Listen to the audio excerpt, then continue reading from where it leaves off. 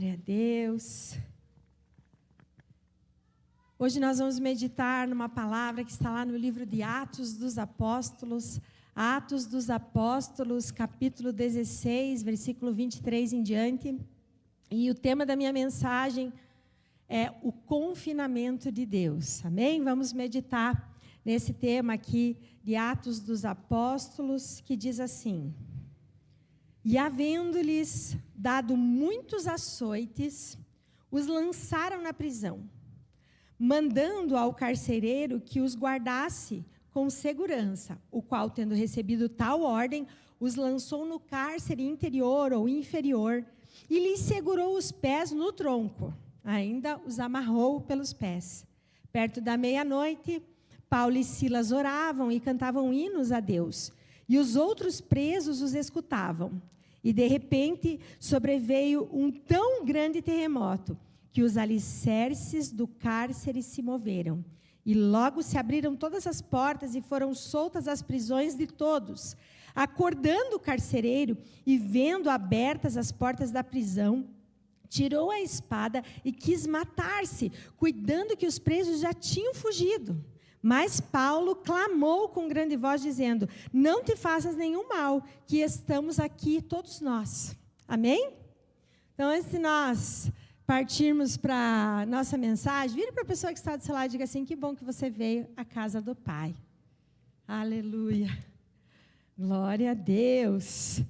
Então, queridos, já que estamos diante de uma situação de cárcere, de cela aqui, e Deus, Ele escolheu essa cena, Ele escolheu esses atores, não são atores, Paulo e Silas não são apenas atores que interpretaram essa cena, mas eles realmente viveram aquela cena. Eles foram encarcerados.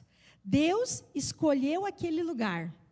Você acredita que Deus escolheu esse lugar e não foi o maligno que escolheu esse lugar? Quantos acreditam que possa ser Deus que tenha escolhido esse lugar para que os seus servos, Paulo e Silas, estivessem ali naquele momento? E isso vai ficar muito claro no decorrer da minha mensagem, irmãos. Não foi o diabo que escolheu aquele cárcere, mas foi o próprio Deus que escolheu essa cena para trabalhar na vida de Paulo e Silas. Paulo e Silas são dois homens lançados na prisão, porque queriam pregar a palavra do Senhor, porque queriam propagar o Evangelho de Cristo. E nós vamos ver, no começo do capítulo 16, nós não precisamos ler, ali estava o Espírito Santo falando com Paulo. Vou pedir para alguém fazer um teclado para mim. Será que alguém... o teclado não está hoje? É que não ligaram nada ali para mim? Amém? Senão, se alguém quiser fazer um fundinho aqui para o pastor, eu agradeço. Amém? Então, Paulo e Silas, no começo do capítulo 16, o Espírito Santo fala com eles e diz o seguinte, que eles não iriam para onde eles pensavam que iriam. Paulo e Silas intentavam ir para a Ásia, mas o Espírito Santo os impediu de ir para a Ásia. O Espírito Santo, ele tinha na vida de Paulo e Silas outro propósito. O direcionamento de Deus para Paulo e Silas é que eles fossem para a Macedônia. E então aqui, já nesse cárcere, não foi porque eles foram para a Ásia, mas foi porque eles foram para o lugar aonde Deus tinha enviado eles. Amém?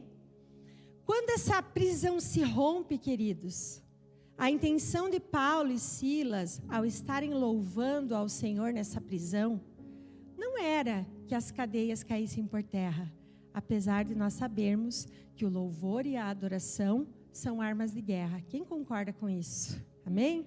Quantas vezes a gente chega na igreja, ou a gente vai para o nosso tempo a sós com Deus, no nosso devocional, e a gente coloca ali um louvor no Spotify, enfim, no YouTube, liga o celular ou liga a televisão, e coloca um louvor para orar antes de começar a orar, e começa a adorar o Senhor.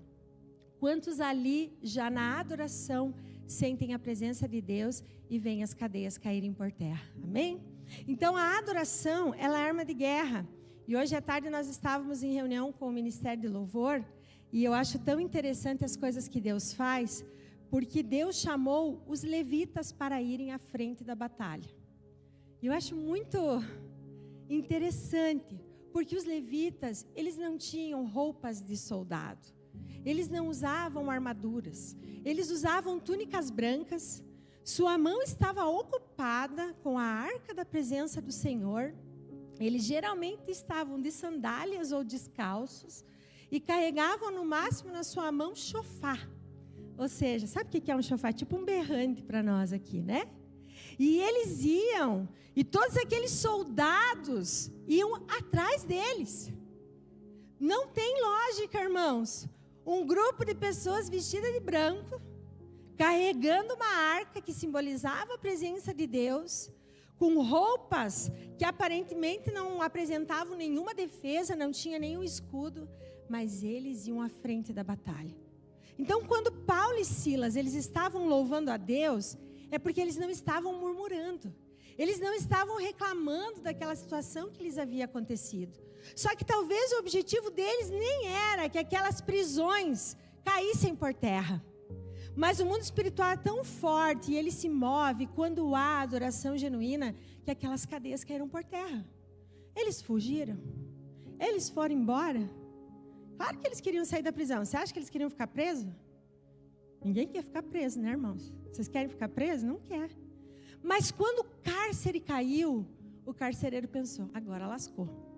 Se eu não morrer por essa rebelião, eu vou morrer pela mão dos meus superiores, que falaram, ó, prendam bem eles, coloquem lá no cárcere mais úmido, prendam os pés para que eles não venham fugir. Tamanha periculosidade de Paulo e Silas. E então o carcereiro pensou, agora só resta me matar, tirar a minha vida. E Paulo diz, não faça tal coisa. Nós estamos aqui e daqui não vamos sair. Aleluia. Eu quero dizer para os irmãos, qual era a intenção de Paulo e Silas quando obedeceram à voz do Espírito Santo, que não foram para a Ásia, mas foram para a Macedônia. O que eles foram fazer lá? Tanto para a Ásia, quanto para a Macedônia, onde o Espírito Santo os dirigiu, eles estavam indo para cumprir o propósito de Deus na vida deles. Sim ou não? Amém? Amém. Mas eles foram obedientes e, em vez de ir à Ásia, eles passaram a Macedônia e foram até o lugar que Deus tinha dirigido eles. Opa, mas foram presos. Foram presos. Então, a intenção deles era boa ou má? O que os irmãos acham? Boa, boa. Eles estavam pregando a palavra de Deus. Então, no começo do capítulo 16, diz que eles foram impedidos pelo Espírito Santo de ir à Ásia. O Espírito Santo, irmãos, ele é um Espírito que tem uma vontade diretiva para as nossas vidas. Quando Jesus ascendeu aos céus, ele não nos deixou órfãos. Ele deixou conosco o seu Espírito, o Espírito Santo, o Consolador, o Ajudador. A Bíblia diz que é o Espírito Santo que nos convence do pecado, da justiça e do juízo. A Bíblia diz, sem mim nada podeis fazer. E qual é o valor que nós atribuímos a esse Consolador que Jesus deixou nas nossas vidas? Qual é o nível de relacionamento e de intimidade que nós temos com Ele? Sendo que Ele tem uma vontade para nós. Amém? Paulo e Silas, então, foram levados à direção que Deus queria que eles fossem. Passaram a Macedônia, pregando a palavra de Deus com poder e autoridade, e já logo ali, na sua caminhada, no seu propósito, encontraram uma mulher. Essa mulher é uma mulher que faz a diferença na história da cristandade. O nome dela é Lídia, uma vendedora de púrpura de Tiatira, que se converte ao Evangelho de Jesus Cristo. Lídia, essa comerciante bem-sucedida, ela se tornou uma financiadora na expansão do reino de Deus. E também acolheu o Evangelho e os seus missionários e passou a ter um papel significativo na história cristã. Ela fazia questão. Era uma mulher que tinha muita fé. Era uma mulher que não só ajudava financeiramente, mas também abria a sua casa para cuidar dos missionários. Foi uma mulher que na igreja primitiva teve o seu lugar de honra. E então eles continuam essa caminhada em direção à vontade de Deus. Porque eles deixaram, Paulo e Silas, eles tinham uma vontade, assim como eu e você temos a nossa vontade. Mas Paulo e Silas deixaram a sua vontade de lado e foram fazer a vontade do Pai. A vontade do Pai revelada através do Espírito Santo. Quantos aqui já ouviram a voz do Espírito Santo na sua vida? Levanta a mão. Amém. Glória a Deus por isso. Então ali o Espírito Santo, ele dirigiu aqueles homens e eles continuaram a sua caminhada evangelística e encontraram ali em Filipos, que era uma província romana, uma moça, uma jovem moça, possuída por um espírito de adivinhação, o espírito de cobra, um espírito de Piton. Ela possuía uma entidade e ela trabalhava como escrava. Com certeza não só ela, mas aquilo era uma prática habitual ali. E muitos tinham como escravos, até mesmo nesse sentido, para que a pessoa lhe servisse, usurpando às vezes dinheiro, ou até mesmo possuída por espíritos malignos, como era o caso dessa moça. E então ela olha para Paulo e Silas vindo ao longe, e nós sabemos que o inimigo, ele é ardiloso, ele é estrategista, e então ele toma a boca daquela menina e diz: ali vão 2 homens de Deus, façam tudo o que eles falarem para vocês fazerem. Quem já ouviu essa história, né? E aí, Paulo, ele repreende aquele demônio, e aquela menina fica liberta daquele espírito de adivinhação que estava possuindo a vida dela. E então, seu senhor não gosta nada disso, porque ele perdeu sua fonte de lucro. E então, manda açoitar Paulo e Silas e encarcerar eles nas prisões mais úmidas que havia ali em Filipos.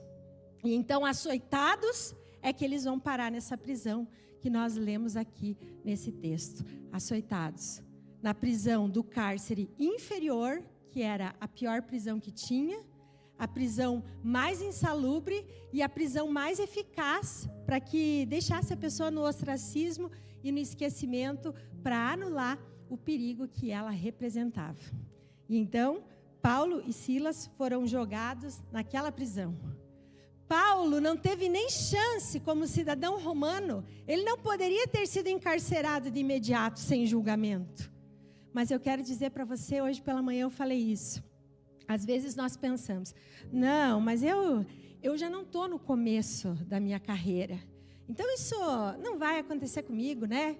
Eu não vou passar por essa dificuldade porque eu já sou um investidor, ou eu já sou maduro, eu já passei por essas dificuldades, e agora então eu tenho um outro nível, um outro status, um outro pensamento. Mas eu quero dizer para você aqui, que Paulo era cidadão romano.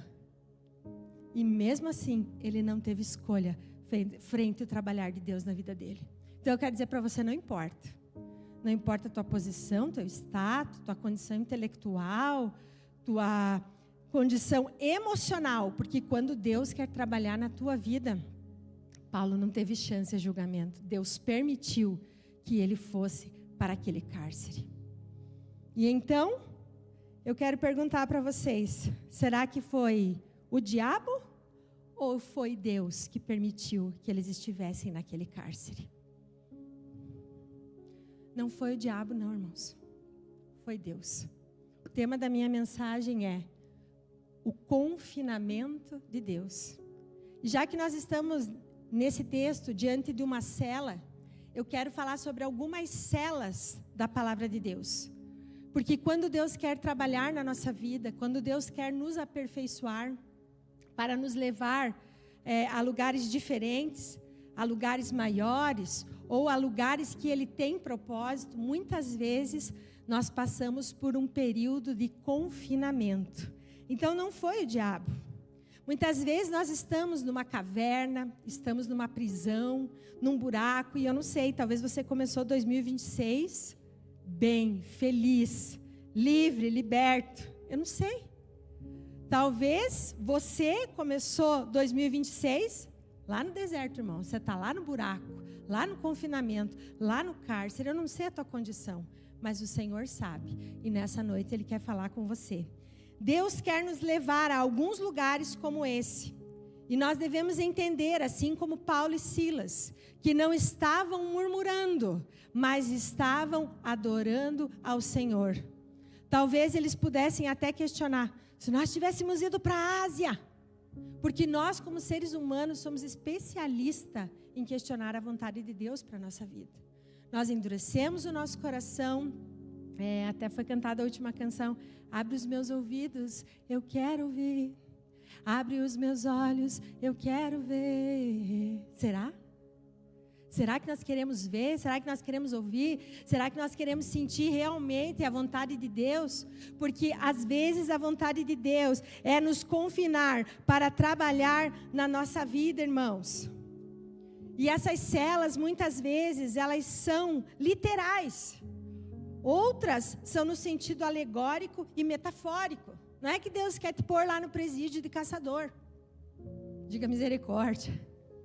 Mas claro que são celas no sentido alegórico e metafórico para que Deus venha trabalhar nas nossas vidas. E a primeira cela que eu quero falar nessa noite é a cela de José do Egito. Amém? Quantos conhecem a história de José? Não vou ler a história de José, vou narrar a história de José com foco na cela de José, com foco no cárcere de José. E eu quero dizer que essa é a primeira cela, e essa é a cela do confinamento da promessa. Quantos aqui já receberam uma promessa de Deus? Amém. Não precisa levantar a mão agora. Quantos dessa promessa já se cumpriu na sua vida? Talvez você esteja no confinamento nesse momento, para que a promessa de Deus ela possa se cumprir na tua vida. José, queridos, ele foi acusado injustamente. Primeiro ele foi jogado no buraco pelos irmãos. E até então, esse buraco, não sei se foi tão injusto não, né? Que José era mimadinho, né? José era, eu ganhei uma túnica colorida. Eu tive um sonho. Esse sonho, vocês, meus irmãos, se prostravam diante de mim. E até o sol e a lua, veja, o pai e a mãe me adoravam. Então José devia ser um pouquinho irritante. Talvez, né, irmãos? Esse buraco aqui devia ser um buraco que talvez ele, na ideia dos irmãos dele, ele tenha merecido. Vamos jogar esse piá no buraco, porque esse piá é um mala, né? Diga misericórdia.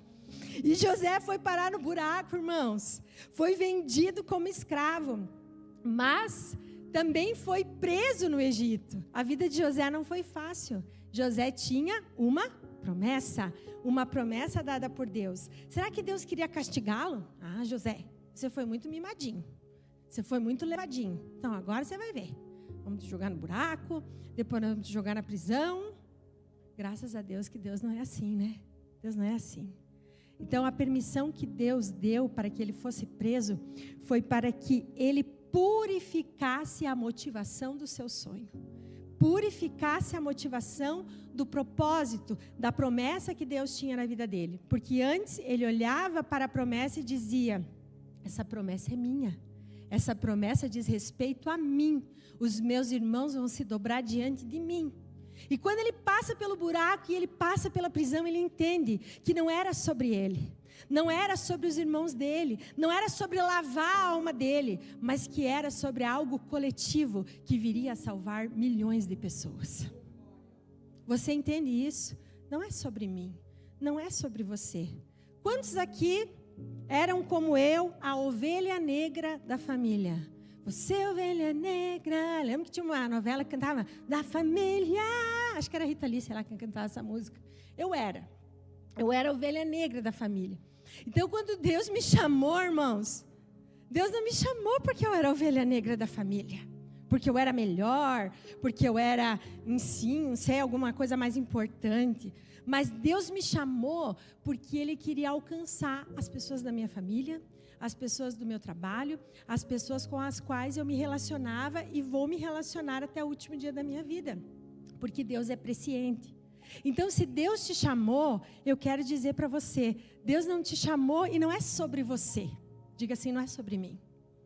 Não é sobre você, pode bater no peito do orgulho. Não é sobre mim, eu não sou o bom, a maravilhosa, o inteligente, o escolhido. Não, é porque Deus ama as pessoas que convivem com você. Quem pode dar um glória a Deus por isso? E não é sobre mim, não é sobre você, é sobre uma família. É sobre a restauração de um propósito original que Deus tem, que se perdeu lá no Éden. Porque Deus enviou Jesus para restaurar o propósito original de sermos uma família de muitos filhos semelhantes a Jesus para a glória do Pai. Então eu não sou mais especial. Eu posso fazer sim parte de uma família. E eu posso sim trazer pessoas para fazer parte dessa família. Então, nesse primeiro cárcere, meus irmãos, Deus transforma o sonhador em governante. Quantos sonhadores nós temos aqui? Amém? Eu sou uma sonhadora. Mas você quer ser um governante? Amém? Diga amém, irmãos, porque amém assim seja. Você está declarando nas regiões celestiais que você quer governar aquilo que Deus entrega para você. Então sim, nem sempre o isolamento é ruim, nem sempre o cárcere é ruim, nem sempre o deserto é ruim. Aleluia! Então se você está em algum lugar desses, creia que Deus está trabalhando na sua vida.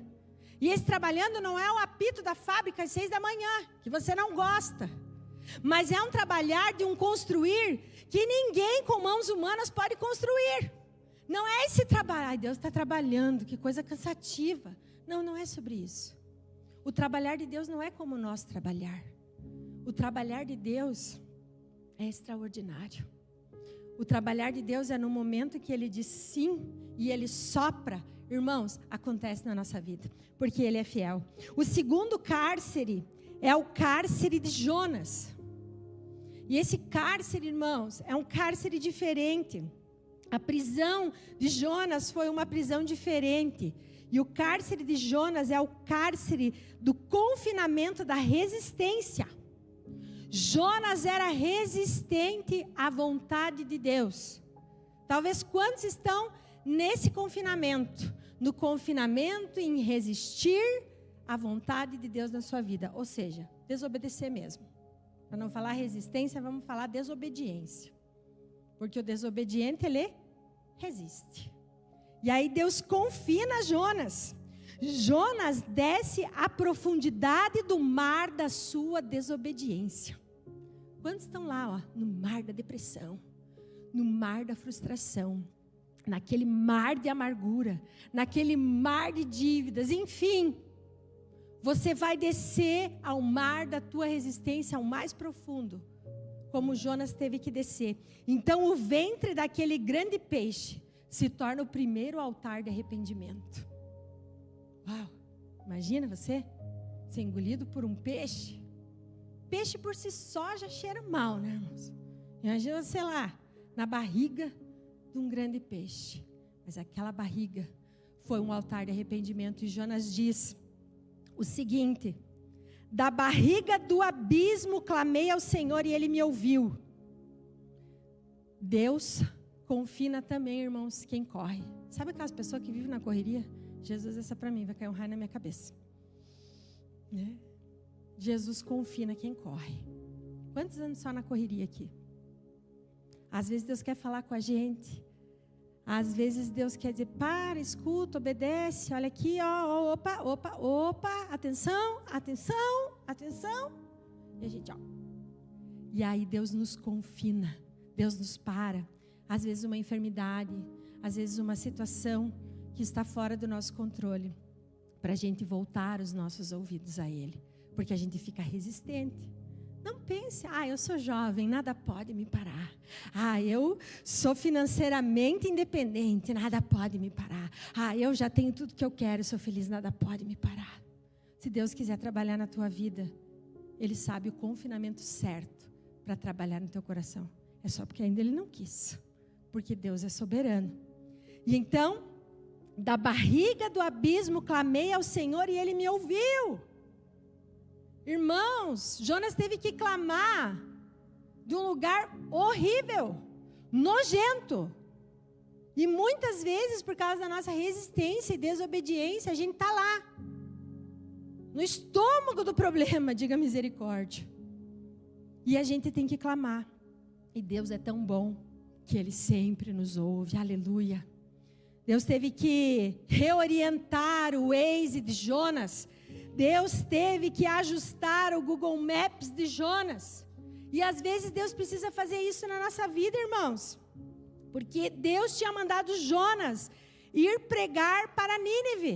Mas ele quis ir para Tarsis, porque ele disse, talvez em seu coração, Nínive não é digna de que eu vá lá, porque Nínive mata os seus profetas. Talvez ele estivesse com medo.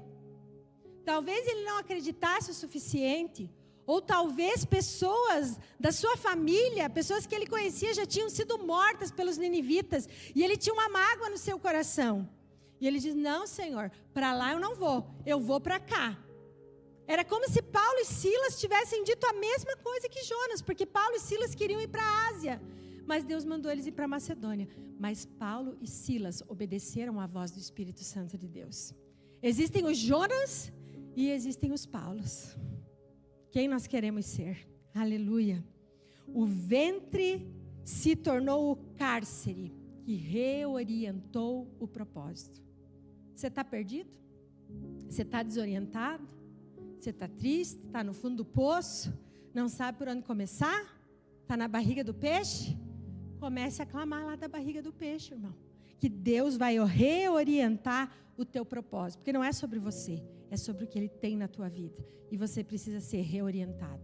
E há muitas pessoas perdidas, irmãos. Você vai conversar com ela. Ela não tem objetivo, ela não tem alvo, ela vive por viver, ela toma antidepressivo, ela toma ansiolítico, ela toma remédio para dormir, ela toma remédio para acordar, ela vegeta, irmãos, ela sobrevive, mas ela não tem uma vida e uma vida em abundância. Eu estou falando dos cristãos, eu não estou falando do ímpio, da pessoa que está lá no mundo e que não tem o Espírito Santo, que não tem a palavra de Deus. Eu estou falando de muitos que estão aqui, domingo após domingo, ouvindo a palavra de Deus. E ainda não tomaram um posicionamento diante do Senhor. O terceiro cárcere é a cova dos leões. O terceiro cárcere é o cárcere de Daniel. Quantos aqui teriam coragem de ser jogado para os leões? Meu Deus, irmãos. A gente vai ver aqueles cachorros bravos, né? Hoje a gente chegou lá numa chácara de tarde, uns cachorros bravos, a cabeça deles é imensa, assim. Mas não são bravos, são super bonzinhos, não sei, né? Dizem. Mas a gente já fica com medo. E aí eu esqueci um negócio no outro carro, voltei buscar, e aquele cachorro veio na minha direção. E hoje fiz quase como que Israel expulsando a aranha. Sai em nome de Jesus, deixa eu voltar para o meu carro. E o cachorro bem troncho, vindo atrás de mim. E daí eu disse, acho que ele não vai me morder mesmo. Mas, irmãos, Daniel, esse confinamento era o confinamento que revela fidelidade. Talvez você esteja nesse confinamento. Não sei. Daniel foi lançado na cova dos leões, não por um erro, mas por coerência espiritual. Quantos coerentes espirituais estão aqui? Diga aleluia, glória a Deus, aleluia. Os coerentes, né, que estão indo para a cova injustamente, diga misericórdia. Daniel era um senhor idoso. Quando ele foi jogado à cova dos leões, ele foi jogado ali porque ele não quis negociar os seus princípios. Daniel foi levado em cativo para a Babilônia e não morou 4 anos lá, 8 anos lá. Daniel morou mais de 40 anos no cativeiro babilônico. E naquele momento, irmãos, diz que ele não quis negociar os seus valores, os seus princípios, a sua família. Ele não quis negociar nada disso. Ele preferiu, por coerência espiritual, ser jogado na cova dos leões. Quantos de nós, no país em que nós vivemos, não vamos falar de nós, vamos falar dos nossos governantes. Será que eles topariam ser jogados na cova dos leões? Ou eles, a semelhança de Daniel, não se contaminariam com os manjares do rei? Será que hoje está fácil achar políticos e governantes a semelhança de Daniel? Não, né, irmãos? Então, Daniel, ele foi jogado aqui na cova dos leões. Ele preferiu os leões do que negociar os seus princípios. Você pode dar um glória a Deus por isso? Dizer, Senhor, me faz mais assim. Aleluia. Irmãos, nós precisamos aprender muito com a palavra do Senhor. Na cova, a presença de Deus não poupou o decreto, mas poupou Daniel de ser devorado. A cova é o laboratório da fé silenciosa. Daniel está na cova dos leões. Não tem barulho, não tem música, não tem retletlé, nada externo está acontecendo, mas no interno, Deus está trabalhando no seu coração. E nós não devemos fugir, meus irmãos, de lugares que Deus quer nos levar, a semelhança do lugar que Deus levou Daniel. E eu fico imaginando os textos bíblicos, quando Daniel foi jogado numa cova. Cova é um buraco, Daniel foi jogado. Não era uma prisão, era uma cova e os leões estavam lá na cova. Então eu penso que Deus é criativo e usa os recursos necessários, né? Essa aqui todo mundo fala. Mas vocês acham que realmente não tinha um leãozinho lá esperando para que Daniel amortecesse a sua queda? Estava lá. E disse, nós acreditamos que naquele ambiente Deus já estava lá, porque o nosso Deus é um Deus que gosta de compactuar com quem é justo. Lembra quando Sadraque, Mesaque e Abednego foram jogados na fornalha ardente no mesmo reino, contemporâneos a Daniel? Quem era o quarto homem que dançava na fornalha? Jesus. Então quando Daniel cai lá naquele leão, Daniel já com seus cabelos brancos, Jesus está lá. Eu estava na fornalha, mas eu estou na cova, aleluia. Eu creio, irmãos, eu creio que toda vez que a gente é injustiçado, repousa sobre nós a glória de Deus, aleluia. Alegrai-vos quando forem perseguidos, injuriados e caluniados por amor do meu nome, alegrai-vos. Daniel tinha vivido uma vida para Deus, se fosse para ele morrer naquele momento, ele sabia que ele ia estar nos braços do seu Redentor. Quantos aqui têm certeza da sua salvação? Não precisa falar para mim. Você precisa ter certeza da salvação. Os leões continuaram sendo leões. A cova continuou sendo a cova. Mas Deus acabou com a fome dos leões. Eu quero dizer para você que Deus vai acabar com a fome dos teus inimigos, se você agir com justiça, porque Deus é fiel. Eu não sei aqui se você tem inimigos, mas eu lembro ontem eu voltando ali de Macieira com o pastor, e daí tem uns 40 minutos, e a gente conversando algumas coisas no trajeto, e lembrando de algumas coisas que nos aconteceram na caminhada cristã. E uma vez o Alex recebeu uma palavra, ainda era solteiro, né? Ou recém-casado, acho que solteiro. E alguém entregou uma palavra para ele, um pastor, um irmão na oração, não vou lembrar, ele vai lembrar. E ele disse assim, eu vejo. Essa profecia ele recebeu aqui, e ele foi numa igreja em Curitiba, num culto, ele recebeu a mesma profecia lá. Eu vejo 3 pessoas maquinando numa sala contra a tua vida. Ele sai daqui, vai para Curitiba, pastor de uma igreja grande lá. Você. Eu vejo 3 pessoas maquinando contra a tua vida. Mas Deus é aquele que nos livra dos nossos inimigos. Aleluia. E Deus tem nos livrado, irmãos, porque quando nós estamos no propósito, os inimigos se levantam, mas eles se levantam para cair. Aleluia. E Daniel, nós sabemos, é retirado daquela cova e ainda permanece como homem de confiança do sucessor que assumiu o império, que foi o rei Dário. A outra cova, e cada vez a cova, cada vez o cárcere, cada vez a cela, talvez vai ficando um pouco mais apertada. E agora a cela é a cela do Getsemane, a cela onde Jesus foi lançado naquele jardim, no jardim do Getsemane. Essa cela foi a cela do confinamento da vontade. Quantos aqui só fazem aquilo que dá vontade? Hoje eu não estou com vontade. Fala do culto, né, irmãos? Porque a gente tem muitas vontades. E aí eu fico admirada. Porque tem mulher que é tão abençoada, o homem vem para a igreja. Ou vice-versa, né? Às vezes a mulher vem para a igreja e o homem não vem. E a mulher diz assim: amor, vamos para o culto? Vamos para a igreja? Ai, não estou com vontade. Ai, Jesus amado. Parece criança de shopping. Sabe aquelas crianças mimadas em shopping, que fica louca em shopping, não sabe para onde que vai? Ai, não estou com vontade. Eu quero essa, só quero essa. Tinha uma prima que às vezes ia no shopping quando era pequena. Ela não podia ver balão.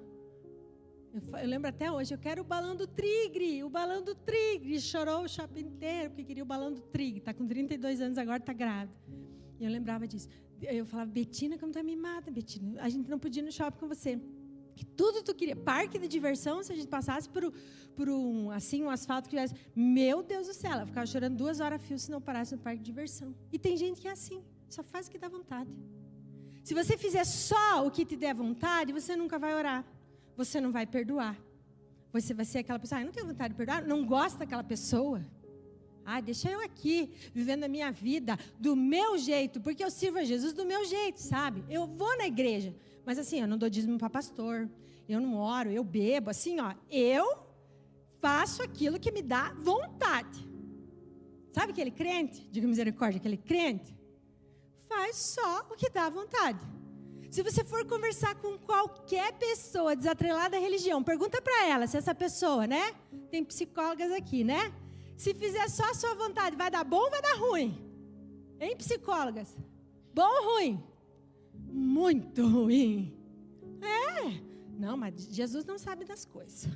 Não, Deus ele criou tudo, mas ele não sabe nada. É isso que você quer dizer.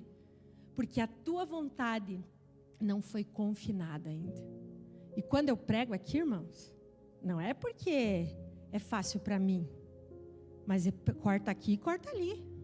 Então, quando Jesus está no Getsemane, em Mateus 26, 46, vocês vão ver que Jesus está ali para revelar uma humanidade caída, uma humanidade desobediente. É por isso que no Jardim do Éden, o primeiro Adão caiu, mas no segundo jardim, no jardim do Getsemane, o segundo Adão se prostrou e se rendeu à vontade de Deus. Jesus está ali e ele declara, ele está com 2 dos seus discípulos e ele passa a noite orando, buscando a presença do Pai. E daqui a pouco ele olha para os discípulos, o que está acontecendo com os discípulos? Eles estão orando, né, irmãos? Estão clamando, estão intercedendo, são intercessores. O que eles estão fazendo, irmãos? Estão dormindo. Jesus diz, não dá para orar, velar, vigiar comigo, estar comigo 1 hora sequer. Vocês estão aí dormindo. E aí Jesus estava em intensa agonia, então ele faz uma declaração, um confinamento, uma rendição. E ele diz para Deus, Pai, contudo, não seja feita a minha vontade, mas sim a tua vontade.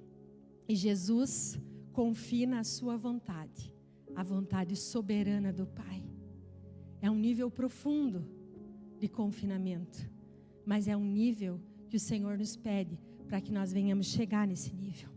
Então o Getsemane é a resistência do orgulho.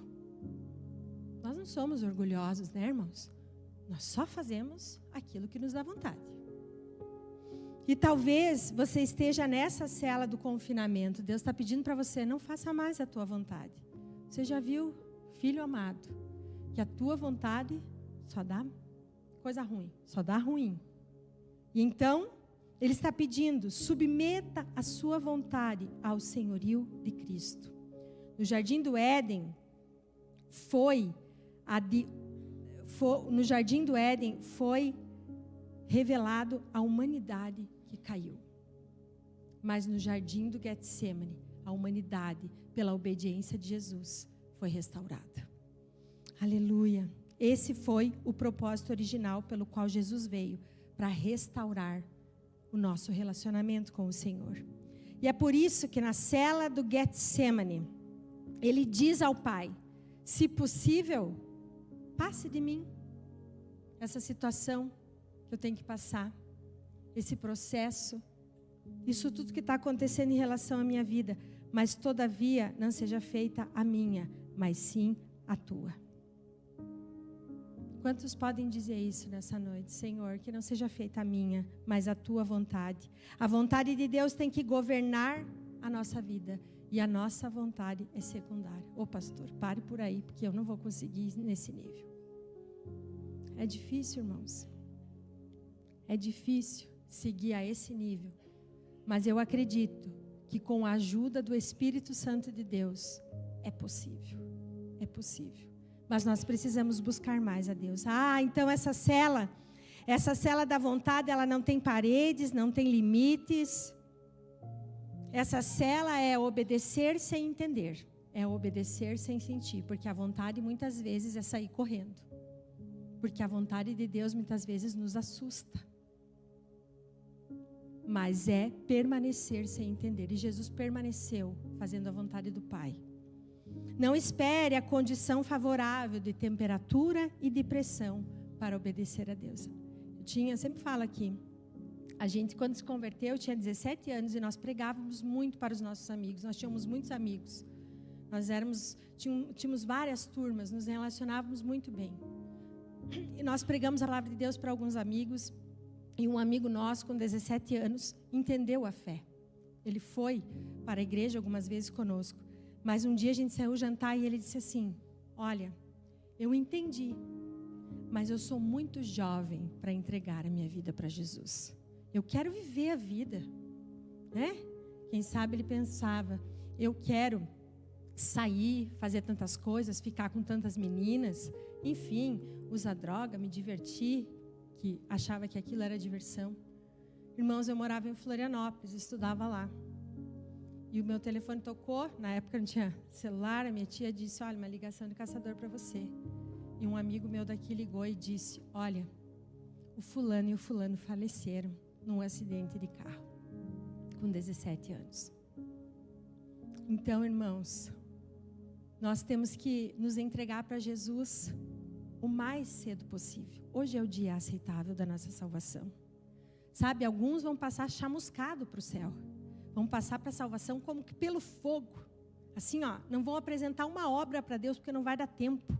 Talvez vai se converter lá no leito de morte. Porque já foi pregado tanto o evangelho para ele, tanto. Mas daí quando Deus botar ele na cela do confinamento da falta de saúde, porque você ir para um hospital é estar só nas mãos de Deus, né, irmãos?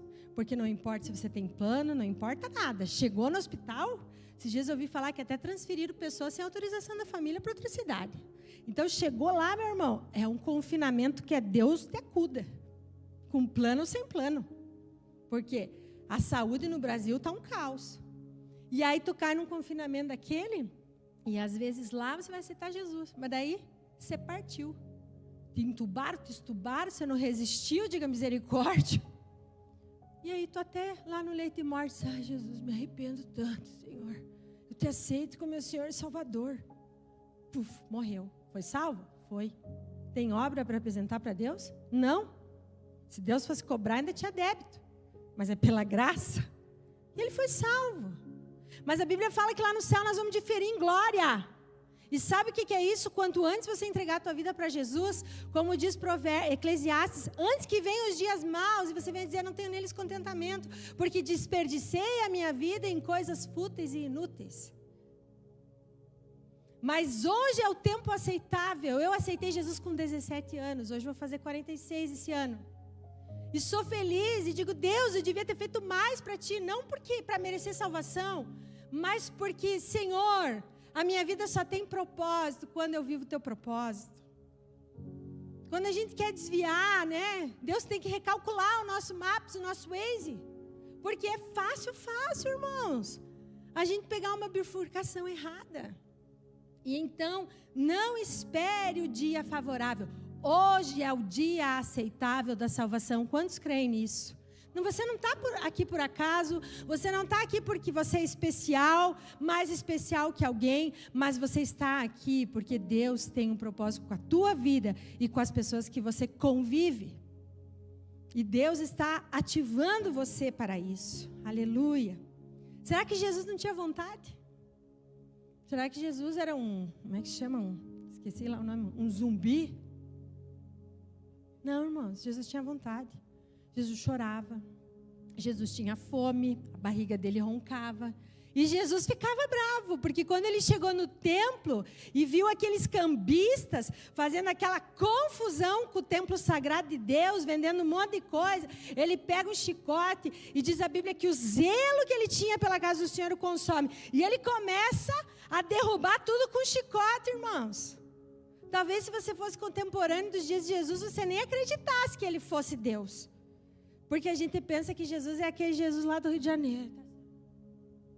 Ah, Jesus, você deu uma velhinha para você aqui, Jesus, você faz o que eu quero? Ah, misericórdia, irmão, já passamos dessa fase.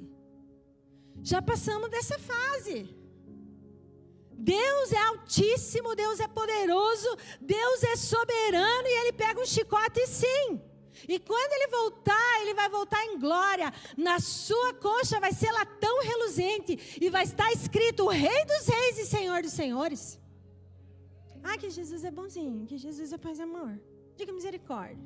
Ah, só pode dizer que Jesus fumava maconha. Ah, irmãos, sem paciência com algumas coisas, né? Diga misericórdia. Jesus, irmãos, Ele não fez a sua vontade, Ele controlava a sua vontade, porque sabia que a vontade do Pai era muito maior. Quantos aqui conseguem controlar a sua vontade? É bom treinar quando a gente está de dieta, né? Senhor, vou comer o brigadeiro, não vou comer o brigadeiro. Senhor, vou comer o brigadeiro, não vou comer o brigadeiro. É tipo assim. Senhor, faça a tua vontade, não faça a tua vontade. É uma luta entre o espírito e a carne para fazer a vontade de Deus. Mas quem tem que prevalecer é a vontade de Deus na nossa vida. É uma luta, não é fácil fazer a vontade de Deus. Mas é necessário, porque o que Deus tem para nós é muito maior do que a nossa própria vontade. Aleluia. O penúltimo confinamento. O confinamento da ilha de Patmos. Patmos era uma ilha-prisão. Era uma ilha que só tinha pedras, era uma prisão romana. E então Patmos é o confinamento da revelação. Quem foi jogado na ilha de Patmos? João. Patmos é o confinamento da revelação. João já era idoso quando ele estava em Roma. Os historiadores, para que julgar? Será que não bastava um cárcere para um velho idoso? Será que que perigo João representava, que tinha que ilhar o homem lá numa ilha de pedra tão longe? Ao ponto que os historiadores, Tertuliano e algumas histórias da cristandade dizem que é o seguinte, que eles tentaram matar João num caldeirão de azeite fervente. E que João, tipo aqueles desenhos animados, apareceu, mesmo o caldeirão fervente, João estava lá. Está na história da cristandade, não está na Bíblia, porque senão nós ia pregar direto isso aí, né, irmãos? Mas diz que, porque eles não conseguiam neutralizar João, então se nem um caldeirão de óleo fervente mata esse homem que reclinava a sua cabeça no peito de Jesus, imagina o privilégio, então nós vamos pôr ele no ostracismo, vai para a ilha de Patmos. Mas, mesmo confinado, velho e idoso, ele está naquela ilha, porque Deus queria se revelar a ele. Diga glória a Deus. Irmãos, mesmo que você seja um idoso, e às vezes você se sente confinado, tua família não te visita mais, ninguém te dá aquela importância que você tinha, talvez quando você era jovem. Sabe por quê, irmãos? Eu quero envelhecer, porque eu não quero morrer jovem. Então eu quero entender que mesmo se eu estiver confinado, hoje em dia muitas pessoas estão em casas de idosos, em asilos. Será que elas não se sentem confinadas? Ou mesmo não estando nesses lugares, elas às vezes estão em casa e não são visitadas pelos seus filhos, pelos seus parentes, que outrora sempre estavam lá. Será que elas não se sentem confinadas? Imagine João lá naquela ilha de Patmos. Mas mesmo que a gente venha se sentir assim, irmãos, vamos lembrar de João. Porque quando estamos confinados, é porque Deus quer se revelar ainda mais às nossas vidas. Aleluia. João estava na ilha de Patmos por causa da palavra de Deus e foi arrebatado em espírito no dia do Senhor. Aleluia. Patmos é o nome humano que Deus chama o lugar da revelação. Então, não sei que tipo de confinamento. Às vezes diz assim, meu Deus, perdi todos os meus amigos. Me converti, agora acabou, não tenho mais ninguém. Estou ilhado. Eu quero dizer para você que Deus quer te dar novos amigos. Deus quer te dar um novo círculo de amizades.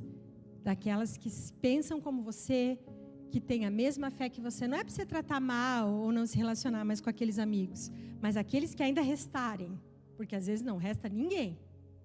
Você vai cumprir o propósito, que é falar de Jesus para ele, com amor, com sabedoria e, sobretudo, orar por ele. Porque às vezes a gente é aquele crente chato, né? Que só quer falar. Mas temos que orar, temos que amar, porque não somos melhores e nem mais especiais que eles.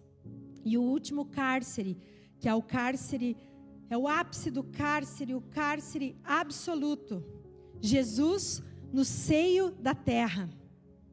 A Bíblia fala, em Mateus 12:40, ele vai dizer assim, olha o que Jesus disse: como Jonas, estive 3 dias e 3 noites, como Jonas esteve 3 dias e 3 noites no ventre do peixe, assim estará o Filho do Homem, 3 dias e 3 noites no coração da terra.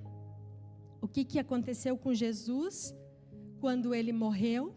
Diz a Bíblia que ele desceu às profundezas da terra e tomou as chaves da morte da mão do diabo. Aleluia. Até nesses dias, irmãos, aonde ele estava confinado no sepulcro, Deus estava trabalhando através da vida dele.